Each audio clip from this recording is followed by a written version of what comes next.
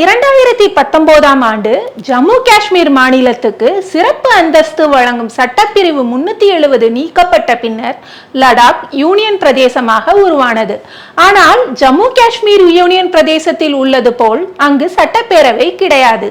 ஆரம்பத்தில் சட்டப்பேரவை இல்லாத யூனியன் பிரதேச அந்தஸ்தை லடாக் மக்கள் பரவலாக ஏற்றுக்கொண்டிருந்தனர். ஆனால் காலம் செல்ல செல்ல லடாக் லெப்டினன்ட் கவர்னர் ஆட்சியின் கீழ் இருப்பதால் அங்கே ஒரு அரசியல் வெற்றிடம் இருப்பதாக அவர்கள் உணர்ந்தனர். நேரடியாக மத்திய அரசின் கட்டுப்பாட்டில் இருப்பதால் உள்ளூர் பிரச்சினைகளுக்கு போதிய பிரதிநிதித்துவம் கிடைக்கவில்லை என்று தெரிவித்தனர். இந்த சூழலில் தான் கடந்த ஆண்டு ஜம்மு காஷ்மீரில் தேர்தல் நடந்தது.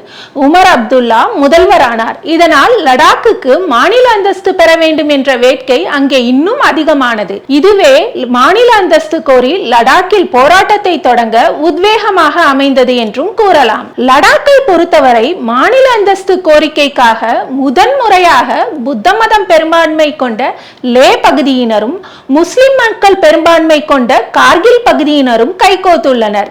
லே அபெக்ஸ் பாடி என்ற அமைப்பும் கார்கில் டெமோக்ராட்டிக் அலையன்ஸ் என்ற அமைப்பும் ஒன்றிணைந்து போராட தொடங்கியது. போராட்ட களம் வலுவானதை அடுத்து லடாக்கின் கோரிக்கைகளை பரிசீலிக்க மத்திய அரசு ஒரு உயர்மட்ட குழுவை அமைத்தது. ஆனால் அந்த குழுவுடனான பேச்சுவார்த்தைகள் எல்லாமே சம்பிரதாய பேச்சுகளாகவே தொடர்ந்தன. கடந்த மார்ச் மாதம் லடாக்கில் இருந்து ஒரு பிரதிநிதிகள் குழு உள்துறை அமைச்சர் அமித்ஷாவை டெல்லியில் சந்தித்தது. ஆனால் உள்ளூர் தலைவர்களின் கோரிக்கையை அமித்ஷா திட்டவட்டமாக நிராகரித்ததாக தகவல். அதன்பின் போராட்டங்கள் மேலும் வலுப்பெற்றன.